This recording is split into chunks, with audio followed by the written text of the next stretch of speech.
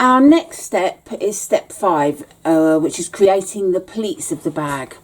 I've already done one side, and I'm going to show you how to do it. Now, you can use pins or clips. I'm using my micro stitch gun, which does little tiny tags. I love it. So if you've got something like that, great. If not, just use pins. Basically, you've got your pleats here that you've made, and you need to bring it over so that these two lines meet, like so. So I'm just going to clip these together at the top, which makes things a little easier, she says. Oh, goodness me.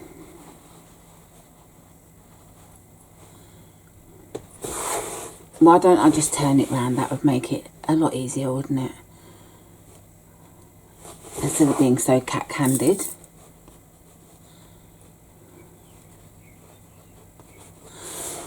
So I've sort of just pinned these and clipped these together at the moment. So I'm happy with that being there. So I just get a hold of it, making sure I don't pierce myself.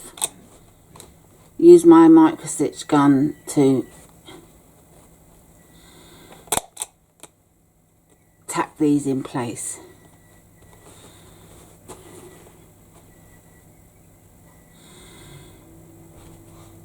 And don't worry if you're hearing lots of bleeps, there's nothing wrong.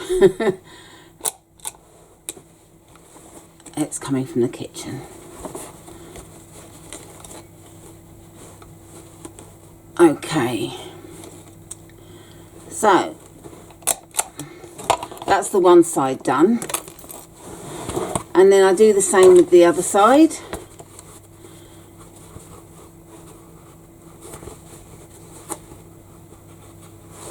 And making sure that the top is equal. I don't find I need to do pins when I do this. I don't know why. I just find it easier doing this side. It tends to stay put. It's like being left and right handed. It's one of those situations. So there we have the pleats for the front and back formed. And I'm just looking for my little safety cap, which, oh, there it is. Always make sure that's such a sharp needle. And all we need to do now is just to baste it in place across the fold. Where I've done those micro stitches, we're just going to baste across the top there at 1/8 of an inch seam allowance. Okay, so I've stitched across there in all 4 places, and now what we need to do is just get some pieces of interfacing that are cut up. The instructions do say 1/2 inch wide, and I believe, I'm just looking at the pattern, 1/2 inch wide and 1 3/4 inch long, but I'm finding that 1/2 inch wide isn't enough, so I've made mine just under 1 inch wide. And then you just iron it onto the 2 pieces to sort of stick them together, really.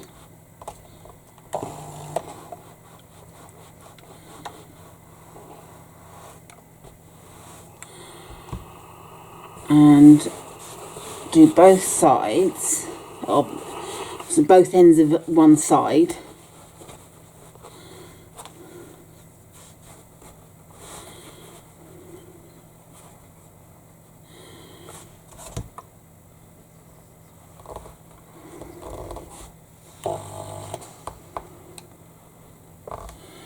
You just have to make sure that they're really fused.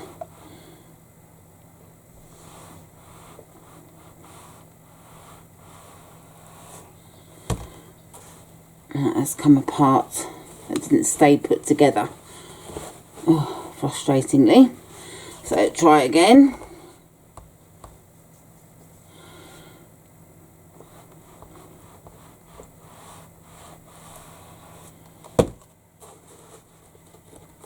I have to use a fresh piece because that didn't stick.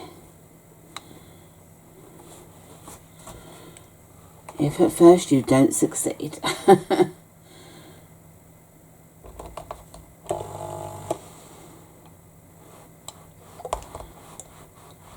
Okay. And then turn over and repeat on the back of it. Just for added strength. And then when we've done this, just give them a little while to sort of cool down, 20 minutes, just to sort of dry and sort of stick fast. And then we're going to zigzag across the gap to close it shut.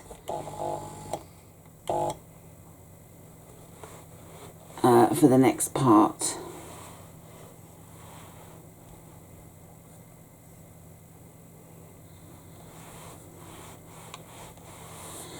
So that's the one piece done, as you can see. I'm going to do the rest. I'm going to zigzag across and return. Okay, so I've zigzag stitched. So now these pieces are joined together. So they're not going anywhere. And I'm just going to make sure that these pieces of interfacing aren't visible once we've added the placket by just trimming the outer edges back.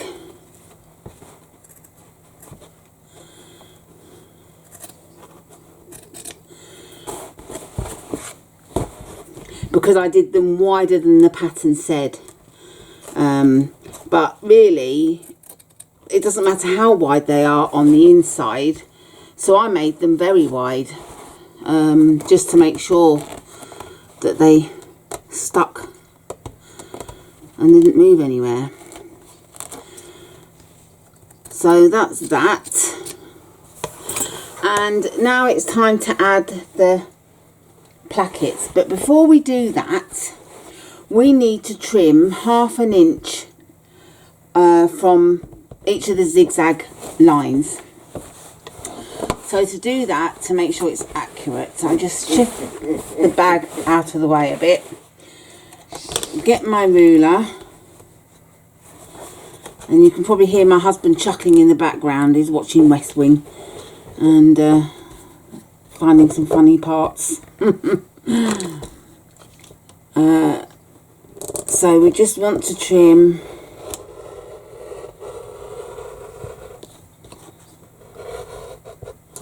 half an inch.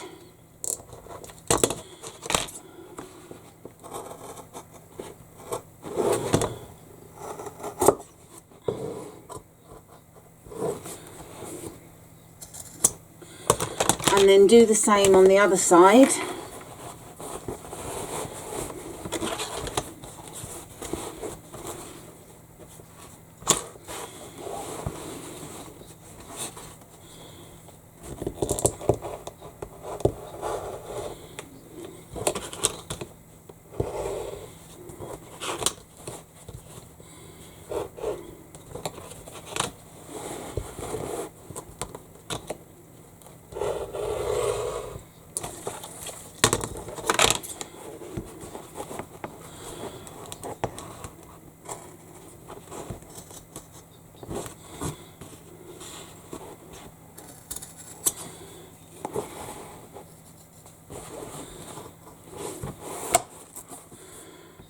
Okay, and the reason why we do this is to reduce bulk.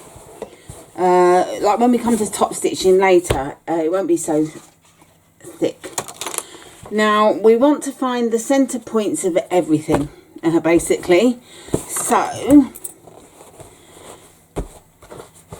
we need to measure to get the centre of our plackets.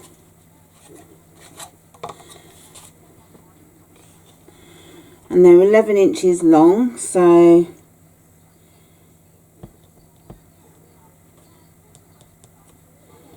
the 5.5-inch mark.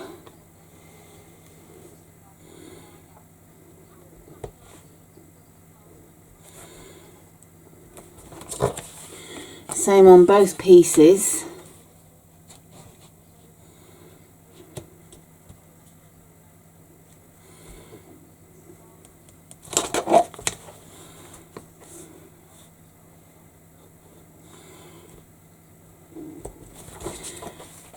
And now we get our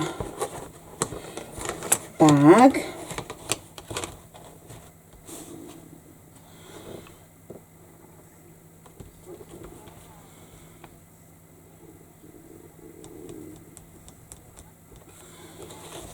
And you just find your center point. It may, your measurements may vary a tiny bit, so there's no point in me telling you how to measure, because it could be, you know, 1/2 inch out or something. I'm just double checking. So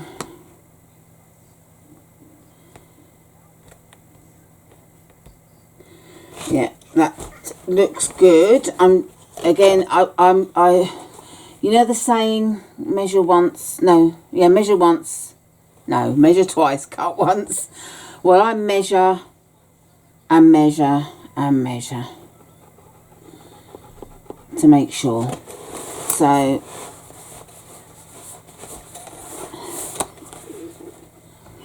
yeah, that's good.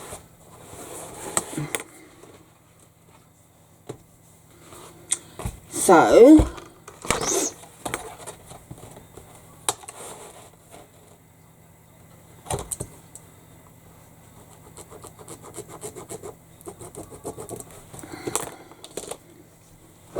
have a look at how that looks.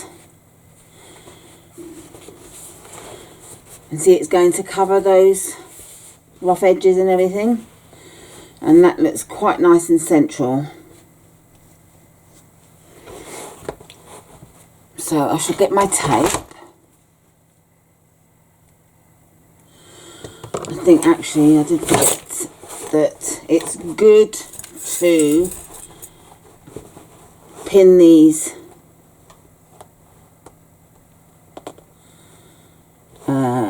pleats down, just to make sure you're getting a nice accurate measurement. And it's just for laying the placket down on top, that it's not all really lumpy and bumpy.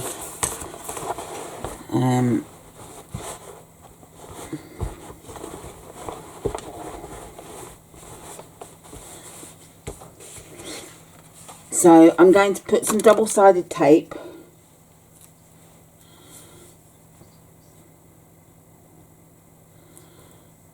just down from the top, because there's no fabric across the very top.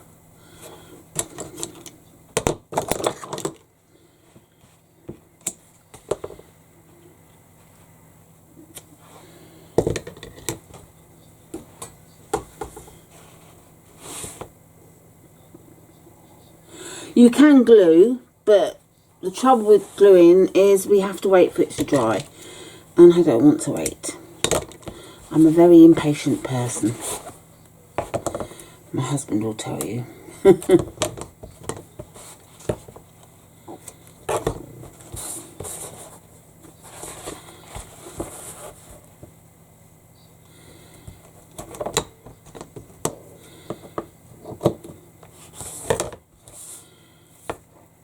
And I just want to make sure it stays in place.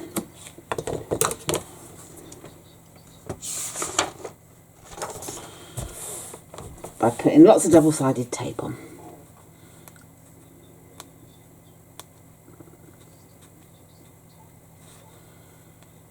And then you need to peel the backing off.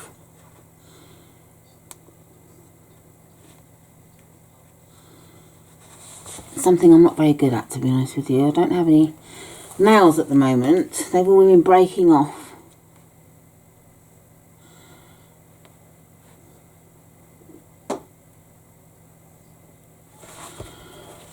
Okay, where's my little scissors? These usually do it.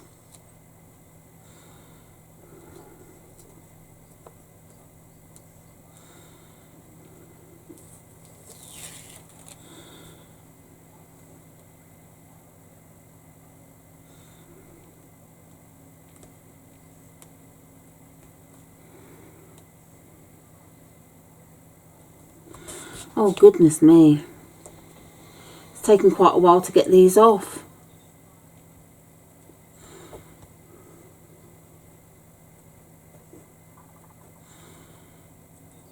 It's a bit like watching paint dry, isn't it?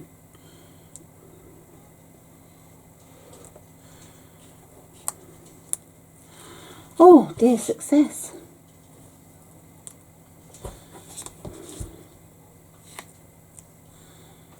I'm sorry it's taking so long.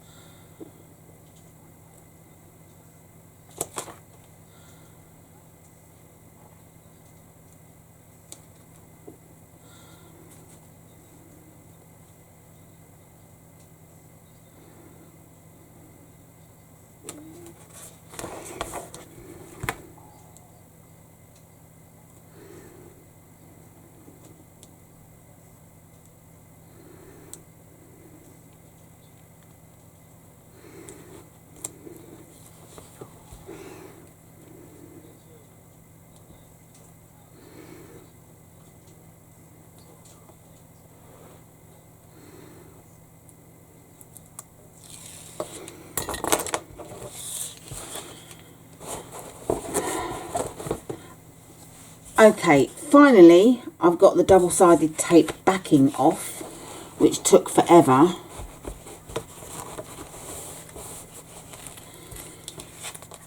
And then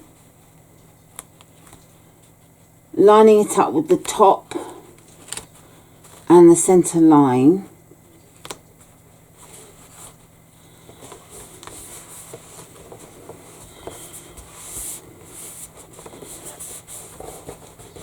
Stick it down well.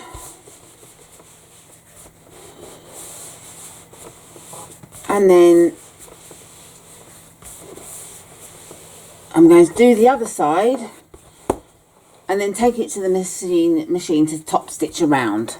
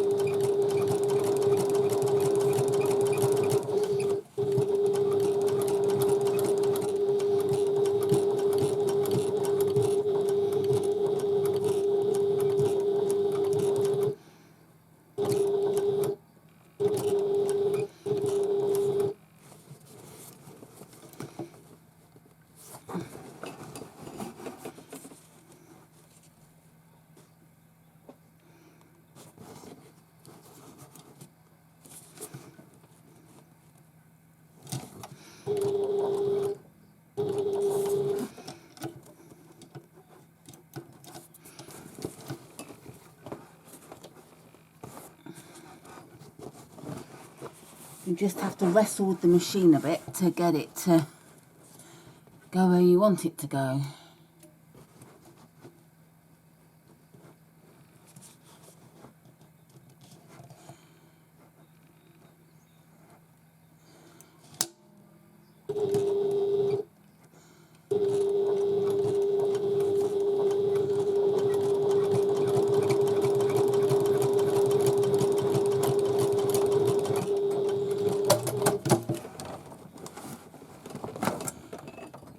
One side done,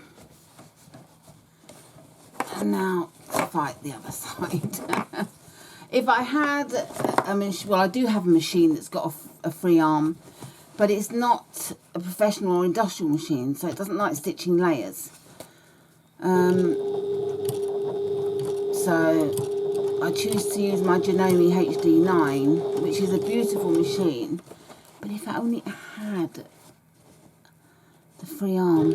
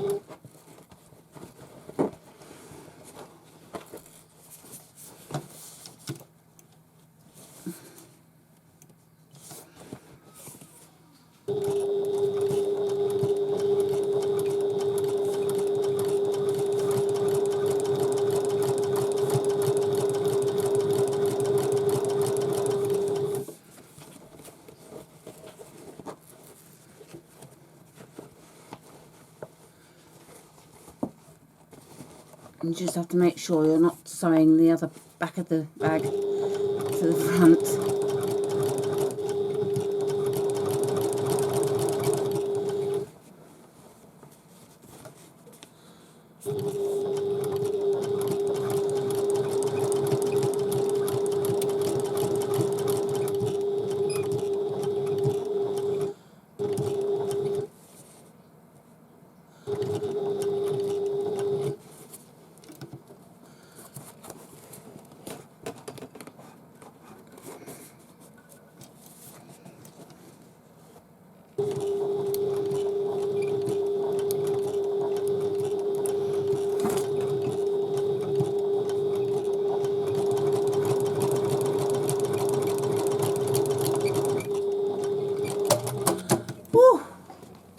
It was a fight, but I got there in the end. Okay, so I've sewn around the placket. You know when you're stitching and you can't see what you're stitching and you pray that you've done it straight, and thankfully I have. So I'm pleased with the top stitching because it was a bit of a fight with the machine. So remove the pins. And now it's time to move on to the bag body interfacing, which we will do in the next segment.